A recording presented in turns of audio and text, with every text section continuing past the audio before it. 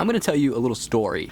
Okay, so I live in Detroit, Michigan. If there's one thing that you need to know about Detroit is that it was murder capital of the United States of America for multiple years in a row. So some crazy happens here sometimes, and I'm gonna tell you about the time that I found myself watching a guy cut open a dead body.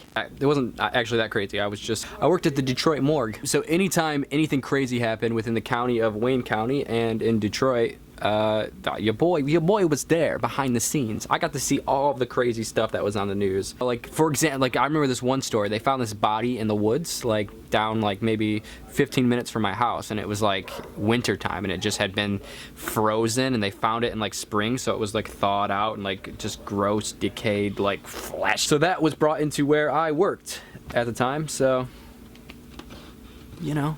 Well, basically what I did there was I just kind of honestly just sat around, but like I would clean up whenever they needed me to clean up something, take the trash out, sweep, mop. So I worked alongside the cleaning lady, Paula, and I'll never forget her because Hitler had a sister called Paula, and I used to remind her that all the time. Everyone in the building loved me, so I would always get to like kind of get to go into all like the labs and the autopsy rooms and all like these kind of crazy places where normal people don't get to see, and they would share all this kind of information with me about like cutting open bodies and how everything comes out in one scoop. I always thought it was weird that this sort of exchange happened at lunch. And sometimes in the autopsy rooms, you know, like the technician will cut the person open and do what they got to do, and then finish up, take their gloves off, throw it away, and then start like eating chips. Oh, the freezers. Oh God. So the freezers at the morgue. There are bodies in the freezer that have been there for like 5 years. There's a lot of homeless people in Detroit, so like during the winter times when these people freeze to death outside, they end up in the morgue and they don't have any family to claim the bodies, so they just sit there in the freezer.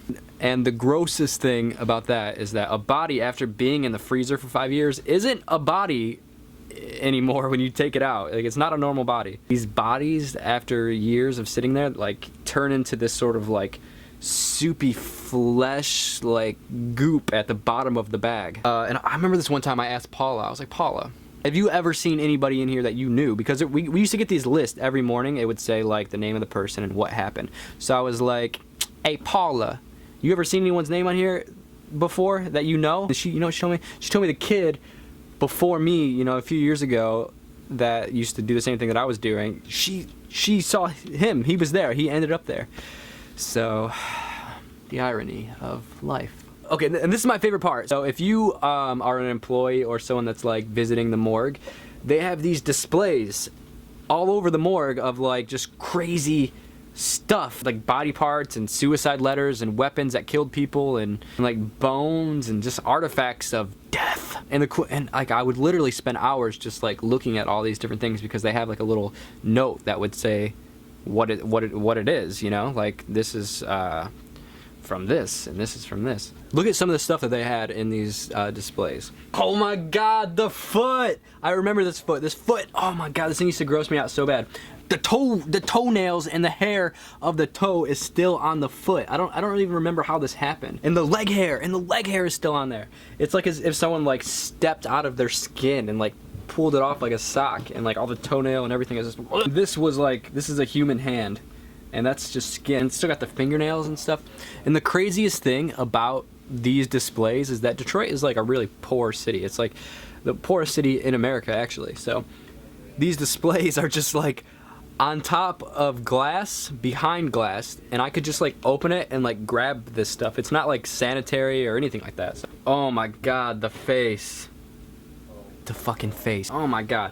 Okay, so this is skin that was found in the wreckage of a plane which crashed near the city airport. It peeled off like a glove after the victim was severely burned, and he later died in the Ann Arbor Burn Center. Ugh. So that's an actual person's face. This is a marijuana joint that was found in the pocket of the driver of a car that was recovered from the Detroit River.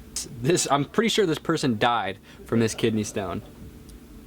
There's people that go to the hospital over kidney stones that are the size of like a pebble. This is somebody that got hit in the face really hard with something.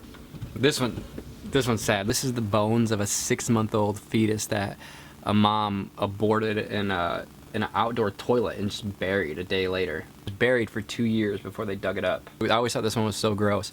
This is fingertips. They don't know where these fingertips came from. No one ever went to the hospital. There was no hospital records of people with missing fingertips, and there was no crime ever reported of someone getting their fingertips cut off. But they found these fingertips laying in this house. Ugh. I just have them sat there like that. Oh, fuck. That hurts my hands. This is a suicide letter that I thought was kind of artistic in a way. It says, "I can't be an artist, so I won't be nothing." This is another suicide letter, and it says, "I love you more than you'll ever know. I'm so sorry what I said to your mom. I didn't mean anything. P.S. I don't want you to think I'm crazy, okay? All I ever wanted is you. Enjoy your life." For some reason, they had like the evolution of a fetus on display.